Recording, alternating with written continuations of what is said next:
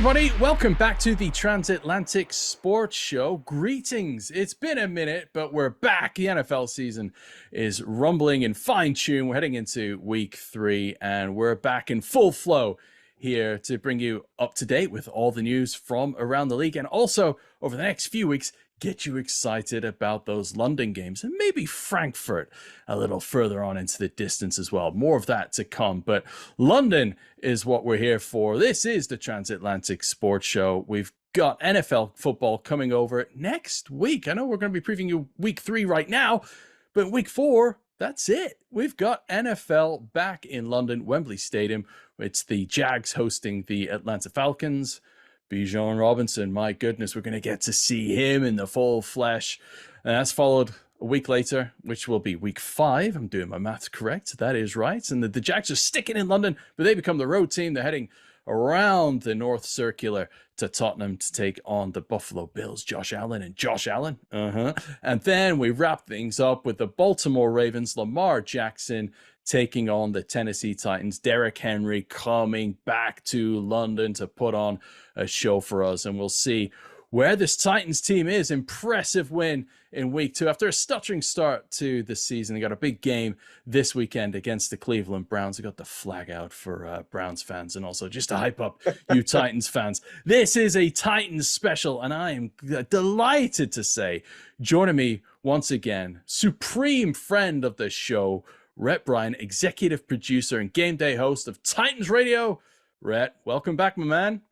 Anthony, it is a pleasure to be here. Super excited to join you in London here in just a very short few weeks, less than a month ago now. So here we go.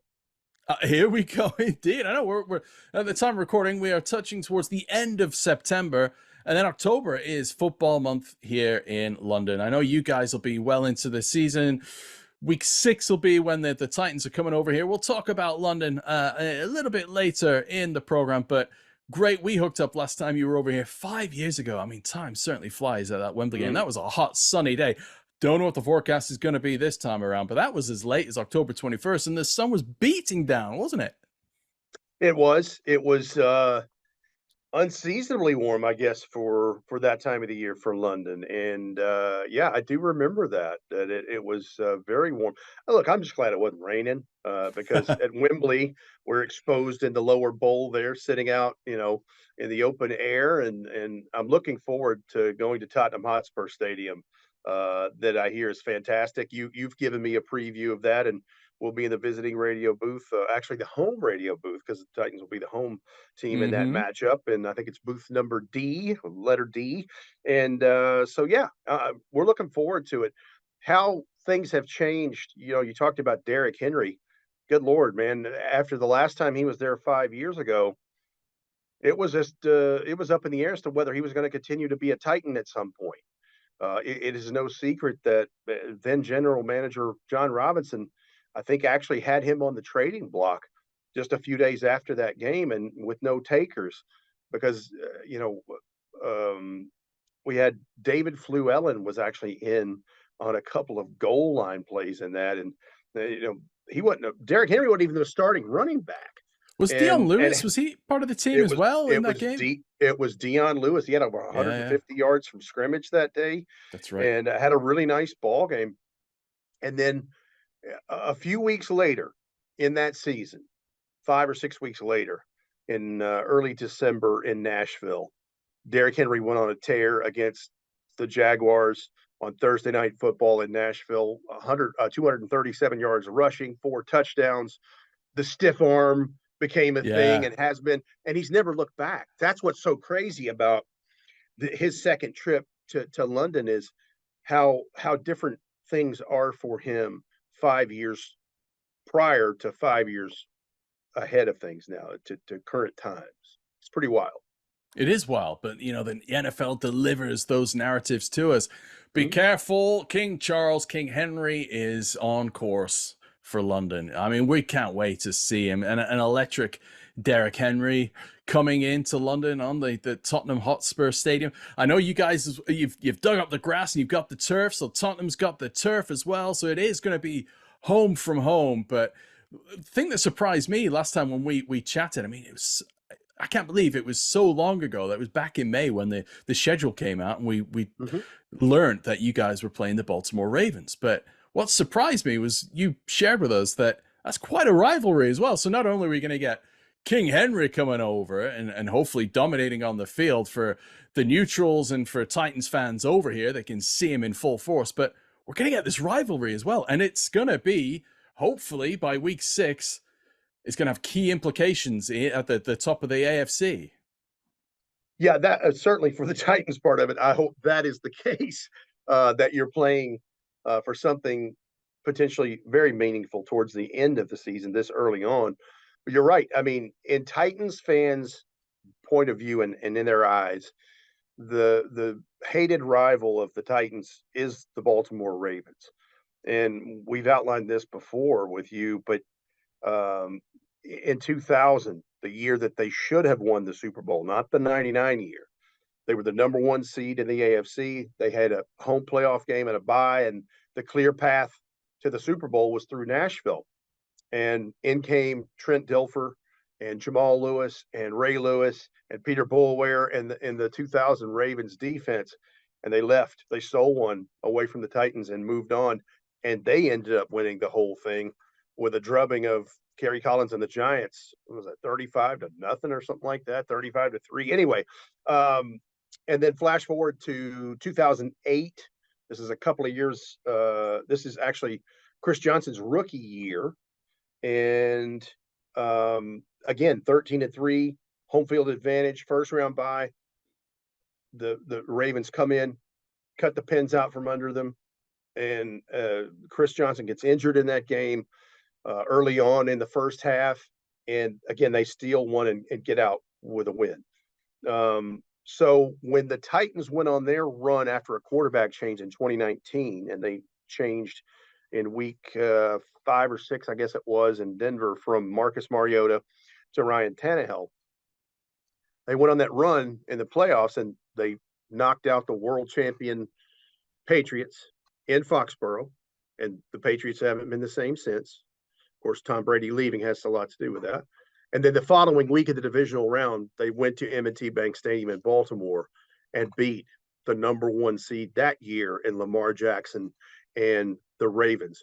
And honestly, the Titans were the ones to crack the code on how you beat Lamar Jackson. And that's going to be the same template this time around when the Titans and the Ravens meet in a few weeks, is, rushing with 4 and covering with everything else and not letting him break contain. It's a lot like the way you would defend a Patrick Mahomes in this. So between those things, and then the next year, the Titans are in the playoffs. They come in, beat them here in Nashville. The Ravens do, knock the Titans out again. So yeah, there's just been these epic battles back and forth. And of course, I skipped over the one in 2003 in Baltimore, where Ray Lewis and Eddie George are just going at it head to head. And Ray Lewis basically separates Eddie's shoulder. He gets harnessed back up, puts his jersey back on, and then there's a carry where he lowers his shoulder and he plants Hall of Famer Ray Lewis properly. And then, they'd been through a myriad of kicker problems with Joe Nedney going on injured reserve that year. And 46-year-old Gary Anderson comes out of retirement, kicks a 46-yard field goal. The Titans win that one to go on to the AFC Championship game in Oakland. Anyway, there's such a history there. It's big time. People talk about the Titans and the Jags, but man, the Titans and the Ravens, that's where it's at. That's going to be fascinating stuff. Both teams are 0-1 in London. John Harbaugh absolutely slammed the London experience when the Ravens came over in 2017. They got hammered by the Jaguars at Wembley Stadium, but he was not a happy man. I'm surprised that they're coming back. I guess they have to at some point come over and do the London thing. So yeah, he's going to have that up him. He's not going to be happy, but I mean, it remains to be seen as to whether the Titans can work that into their advantage, but he's no big fan of London. Well, and one of the last times that the two teams met If you will remember, there was an exchange or a non-exchange between Mike Vrabel and John Harbaugh Yes, that got a yes. little spicy dicey there at one point not that long ago. And look, as far as him not liking this experience, guess what? The shield, that shield that they all wear, the NFL shield, they kind of Hmm. make up the rules at this. So when the schedule comes out, it is what it is, Yeah. whether you like it or not. And that's what I like about Mike Vrabel. I've spoken to you many times about this in his tenure as head coach. The way he has a team prepared in off schedule moments and situations. And I use a couple of examples. In 2018, his first year as head coach, his second game as head coach, they'd played in that 43 million hour long lightning delay game in Miami the week before, and they lost Marcus Mariota. They lost left tackle Taylor Lewan. Their best weapon at that time, Delaney Walker, the tight end, breaks his leg. The other right tackle, Dennis Kelly, at the time, had this mysterious illness and had not been playing yet. They threw the playbook out of the window the next week at home against the Texans. And that was when the King Cat, the Derrick Henry under center formation started. And it started with a trick play on special teams with a fake punt that Kevin Byard threw to Dane Cruikshank for 66 yards for a touchdown. And they piecemealed something together and won a divisional game at home. That's one example of Mike Vrabel. The other is when you're talking about the COVID year in 2020, when the Titans, unfortunately, were the first one to have a COVID outbreak come through their ranks after a week 2 or week 3 game in Minneapolis against the Vikings. And they had to take their bye week the next week, and they just couldn't get, it was just rolling through their facility. And at one point did not practice, but on one occasion in 16 days leading up to a final result of having Tuesday night football in Nashville against the Buffalo Bills. And Buffalo is angry because they're having to shift their schedule to Tuesday night, and the Titans took it out on them. That was when Derrick Henry stiff-armed Josh Norman. And so, again, big victory there, another victory that way. I always favor a guy like Mike Vrabel going out of country in a different time zone and those kinds of things. He'll have his team ready to play. I firmly believe if Commissioner Goodell said, all right, Coach Vrabel, we're going to need the Titans to play Thursday afternoon on Mars. Well, as long as he's got a rocket to get the team there and the equipment there, he's like, guys, this is what we got to do. And that's what would happen. And does that leadership, the proof is in the pudding, but that's got to rub off massively on the players. They're going to be prepared to run through walls for a guy like him. I see him, on a level in terms of motivation and solid leadership, up there with the likes of Mike Tomlin, for example. These strong guys, but lead by example. And as I said, you're going to be running through walls. Well, Mike Vrabel, first of all, he played it for 14 years. Yeah. Played it at a very high level. This guy was catching touchdowns on trick plays from Tom Brady in Super That's right. Bowls. So he has the wherewithal and the knowledge of a player to and of course he played for Bill Belichick. So the difference with him, and he is hard on those guys. He gets after them. He stays on them. The hands-on, one-on-one time that he gives, because he'll put on a vest and have D linemen popping him in the chest and going through drill. I mean, he's very hands-on in this, but he cares for them. He knows what it has been like to be in their shoes. He has days where the family and their children and whoever can come to practice, and they can hang out and hang out with their families post practice in the middle of a training camp, and that's on multiple occasions. He gets it, and so yeah, they absolutely would run through a wall for him. And it's funny that you mentioned this, Anthony, because we recently had a conversation with Aziz Al-Shire, who that was one of the big free agent acquisitions for the Titans in the offseason from the San Francisco 49ers, who wasn't the starting guy there. And obviously so behind guys like Fred Warner and some of those other guys in their rotation. But he said, and first of all, it tells me what kind of person he is. He was named, elected a team captain, and he hadn't played a down for them yet prior to week 1. But he says this locker room reminds him so much of what the San Francisco locker room is about, with very strong leadership from the top on down, from the coaching staff on down, and just the good vibes that are there. So yeah, the chemistry I think is really good, and certainly the players have bought into what Mike Vrabel is teaching and preaching in this. How's Nashville been this week after that exciting, I guess, dare say, win at the weekend? But a dub's a dub, and you're going to be feeling good. Tough game coming up on the road to the Cleveland Browns this weekend in week 3. But, I mean, what a way to get a win. What a way to get your first win of the season. Much needed, 100%. Ryan Tannehill flat out had a bad game, and he'd tell you he did. And Titans fans, I guess, to a point were pretty unforgiving about that, but they forgot about that when the clock hit triple zeros in Nashville against the Chargers the next week. You're talking about a team that clawed back from, they were down 11-0. And Tim Kelly is now the offensive coordinator. He was in Houston before that. He spent last year as a quality control guy on offense.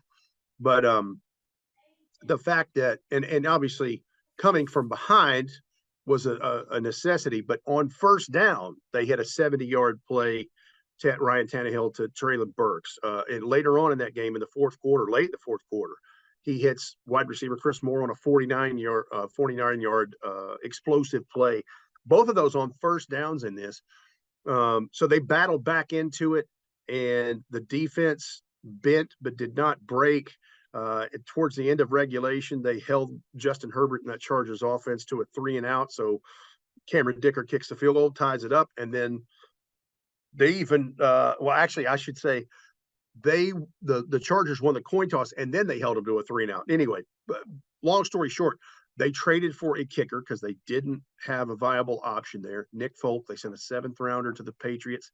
He's paid off brilliantly. 7 for 7 on field goals, 3 of 3 on PATs, and a game-winning 41-yard field goal in overtime to get them out of the loss column and back into the win column. And by the way, Anthony, that's the first one since November 17th of 2022 on Thursday Night Football in Green Bay against Aaron Rodgers and the Packers. You forget, they had a 7-game slide at the end of the year. That's so right. It's been a minute since they'd won a game. And so now I think they're dialed into this. But hey, to your point, the Cleveland Browns, regardless of what you say about what happened with their performance on Monday Night Football in Pittsburgh, they lost their best player in Nick Chubb, the running back. Horrific injury. It reminded me a lot of the same kind of injury he had in college in 2015 when he was at the University of Georgia against the University of Tennessee, oddly enough. And certainly thoughts and prayers for him in this, because, I mean, it's going to be a tough road to come back for him, and it may be the end for them. We'll see. But they have very viable options at the running back position. Jerome Ford, the backup, the second-year man from Cincinnati, very good running back, fast guy. You saw it the other night. He only had 39 carries in his young career in the 2 seasons he's been there. 16 of them came the other night in place of Nick Chubb. He had a 69-yard run. And then what do? They sign a familiar name for his second tour of duty in Kareem Hunt. Same style back, 5'11", 206. I think he averaged 4.2 yards a carry and 17 rushing touchdowns in his 4 years there prior when he and Nick Chubb were together. And good out of the backfield, 7.3 yards a catch, I think, in those 4 years, and 7 more receiving touchdowns. So they've got options there. The big question, I think, for Browns fans is they're trying to figure out, do we have Deshaun Watson that we saw towards the end of this tenure in Houston? Or what do we have? Has he knocked the rust fully off yet? Because he had a pick 6 to begin the game. He made more plays with his legs. He reminded me of very, very young Deshaun Watson early on in Houston. We would see him twice a year before and listen, hope the light doesn't come on this week, because we know that when it does, that becomes problematic with Amari Cooper, Elijah Moore, all these receiving options he's got, plus David Njoku at tight end. But the real battle for the Titans in this, it starts with the offensive line, who is totally new except for one guy this year, against that Cleveland Browns defensive front. So the Titans have already had some things going on. Nicholas Petit-Frere gets suspended 6 games for gambling in the gambling policy. He won't be back until after the London game. And so Andre Dillard, they picked up in free agency as the left tackle. Chris Hubbard, they picked up in training camp as the right tackle now. But their left guard, 11th overall pick, Peter Skoronski out of Northwestern, has an emergency appendectomy last week. So he's going to be out again for this ball game against the Cleveland Browns. So in comes Dylan Radins, a prior draft pick from a couple of years ago, who comes off of a knee injury of his own against the Chargers 9 months before.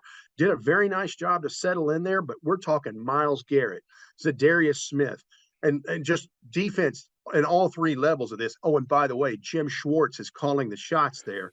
Titans fans knows Jim Schwartz very well, as he was the defensive coordinator here for 7 years, whatever it was. And, he was with Mike Vrabel for the last couple of years here. He had some health issues he was dealing with coming back to the game, and then he earned the right to be the defensive coordinator of this. And listen, with what he has done with that group so far, 25th against the run in 2022, allowing 4.7 yards per carry through 2 games. They're 4th against the run, allowing 3.2 yards per carry already. And Wow. then we haven't even talked about the passing defense in this. So that's the huge part of this, Anthony, is it's always won and lost in the trenches for the most part. And that is no different this week. How long is the leash on Ryan Tannehill, do you think? There was all I mean, he made the headlines, didn't he? Will Levis during the draft time. But Ryan Tannehill, there were question marks after week 1. Week 2, we saw great improvement in him. But how long is that leash, do you think? Well, here's the thing. He is in the last year of his extended contract. Yeah. And listen, that's going to be a week-to-week proposition as to how that ends up playing out as far as his contractual status. He's going to be the quarterback until he's not. And I know that's not the answer you're looking for, but I go back to what I said when we started. And he had a bad game in week 1. Yeah. No question about it. I think he would tell you, and the coaches would tell you, he was trying to force feed the biggest acquisition in the offseason for them in DeAndre Hopkins. He spread the ball out, found 7 different receivers this last week, and not as many targets for DeAndre. Now, DeAndre has an ankle that he had towards the end of that Saints game and didn't have as many snaps this week, didn't practice at all last week. So that was part of it, but the other part was getting the ball to other options in this.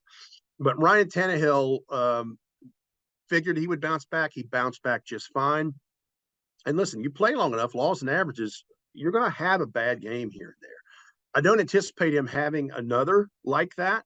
And certainly I hope not, because that could mean very special things for this team as they, build chemistry. And if they could just keep notching wins, that's the case. But to kind of underline what you're asking, they drafted Malik Willis in the 3rd round a year ago. And he right now is the backup quarterback. He made big strides year over year to be that backup. Will Levis is the 33rd overall pick.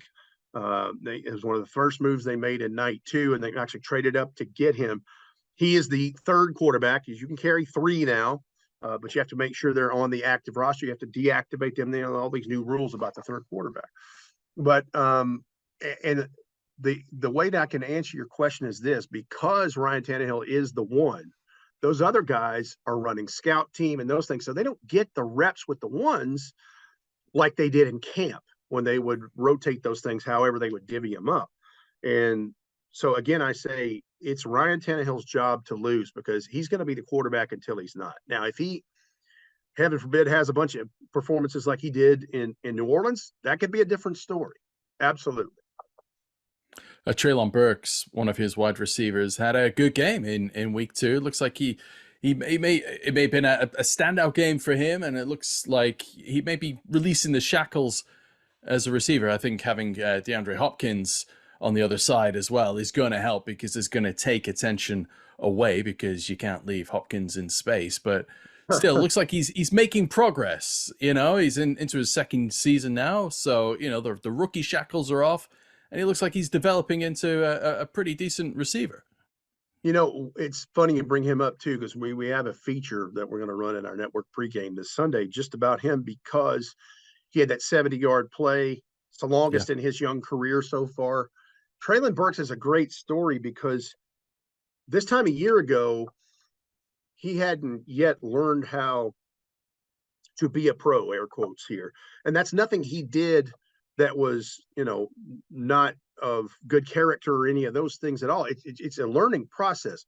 And in the interview he did with us, he explains how he went middle of October last year and went to the trainers, to the head coach Mike Vrabel, and whoever would listen about how do I do that? How do I treat my body right? What do I eat? What do I do? He had some asthma issues coming into camp in his rookie year. And so anyway, it limited to some things he did. He had some bumps in the road in his rookie year, but we're nearly a year out from when he really started changing his diet, the exercise, this functional play strength, all of those things to be a better pro. And we're starting to see the dividends of it. It's a great story. It's one of the reasons why they picked him in the first round and was able to trade away A.J. Brown, which is still a point of contention with Titans fans. Yep. But I think he's going to work out just fine. And to hear Ryan Tannehill tell it, he trusts him implicitly, and I think there's only room for him to grow. And to your point, Anthony, as long as you got DeAndre Hopkins on the other side, I think you're going to see some action. Absolutely. Yeah. Back in May when we last had you on, you gave us a little tip about the running back that was drafted at that time. And, he's somebody that I think fantasy owners may want to just keep an eye on. And if he's out there on the waiver wire, maybe just sit him on your bench. But more importantly, as far as Derrick Henry is concerned, he's helping take off some of that wear on Henry, which is going to help prolong him later in the season and hopefully into January. And who knows, maybe February. And that's my favorite pick in the draft, as I told you in May. Tajay Spears, the running back from Tulane, was so pleased that he was picked by the Titans. And you talk about a young man who is very wise for his age. As we say over here, he's very old school. He's an old soul. This guy's very quiet, very unassuming, very humble. He keeps his nose down and he just keeps working. And you can hear that in the voice of Derrick Henry. He talks glowingly about Tajay because I think he sees some qualities in him that he saw in himself early on. And I think he's been a big, huge mentor for him so far in this rookie season for Tajay. And listen, once the offensive line can really clearly block for him coming out of the backfield, look out, because that's where he's super dangerous. He's an elusive runner. He's got an explosive first step. And I'm super excited to see how he ends up working out in this. But to your point, I think he can add some mileage or saved mileage in this case to a Derrick Henry and actually add something to this offense. Look, Derrick Henry has never been a 3-down back. Can he catch it out of the backfield? Most certainly can. Has he worked like the devil to get better at that every offseason? Yes, he has. No knock towards Derrick Henry whatsoever. But Tajay Spears, he can do that. He can do it like nobody's business. And as they continue to work him into this thing, you will see a good 1-2 punch with those guys. And you'll see a lot of split backs on either hip of Ryan Tannehill in this Tim Kelly offense. He's an exciting prospect in this, and I'm so excited to see where he goes and what he does as each game passes each week. Plenty for us to get excited about for London in week 6. I can't believe that it's almost here. I can't believe we are on the eve, as far as football weeks are concerned, of the first NFL London series game. So yeah, fantastic stuff. Rhett, always great to have you on. Before you go, the AFC South, I mean, you're all bunched up there, aren't you? The 3 teams, 1-1. It's going to be another close season. I think it's going to go right to week 18 again this year. Well, and here's what you've got. I mean, obviously, everyone wants to pick Jacksonville because they won the AFC South in 2022. But what people forget, again, the Titans were trying to stop a 7-game slide. And in week 18 in Jacksonville, with 3 minutes to go, the Titans had that game and could have won the AFC South division for a 3rd consecutive time. It didn't work out that way, but it's like before we crown everybody, repeat champions, you still have to play the games in this. I think it will come down to Tennessee and Jacksonville as to how that's decided, and that's no slight towards Houston and Indianapolis. Houston and Indianapolis have young rookie quarterbacks. We already see concussion issues for Anthony Richardson. And so that's going to be interesting to watch. C.J. Stroud has had a really good game in week 2, and there's just I don't think enough around him yet for all of that to be dangerous, but he is growing week to week. And I'm not counting them out at all. I think it's Tennessee and Jacksonville by the time we get done. And look, we'll see how that looks when I visit with you London week. The schedule and those things are like a chameleon. They change colors and change the way they look all the time from the day that the schedule comes out in May to after the preseason is done, after the first 4 or 5 games is done, it changes. Teams who you thought were going to be good sometimes aren't, and vice versa. Great. Well, look, I can't wait to share a beer with you. I know you guys come in late in the week, so, I'll be there. I'll have a beer in hand ready. Well, I want to have a beer in hand to start because we're professionals, Rhett, and you're going to be at the practice session. And we'll hook up at the practice session. But then once all the work's out the way, we can then share a beer and, We'll have a good old catch up, my friends. So yeah, thank you very much. Absolutely will. This is a pint in the making for 5 years now. Absolutely. Let's make it happen. Can't wait. Rhett Bryan, executive producer and game day host of Titan Radio. Always great to have you on. Don't worry, guys. He'll be back after week 5, building up to week 6, ahead of that big rivalry game between the Baltimore Ravens and the Tennessee Titans. The Titans, the home team at the Tottenham Hotspur Stadium. We'll be back next time, building up to the first London game. It's at Wembley Stadium. Jacksonville Jaguars back for their 10th year over here. They've been committed ever since the 2013 game against the 49ers, it was, and they lost 42-10. I was at that game. They are taking on the Atlanta Falcons, who have been over a couple of times now, still to taste victory, I think. I'll need to double check that, but we'll have all the facts and stats for you ahead of that week 4 encounter. So please subscribe to the Transatlantic Sports Show. Hit subscribe as well on YouTube, and more importantly, give us a rating and tell your friends about us, because if you tell your friends about us, they can tell their friends, and so on and so on and so on, and we can bring you more great content. We'll be at the practices, we'll be at the games, we'll bring you loads of content across your socials and right here on the Transatlantic Sports Show. So until next time,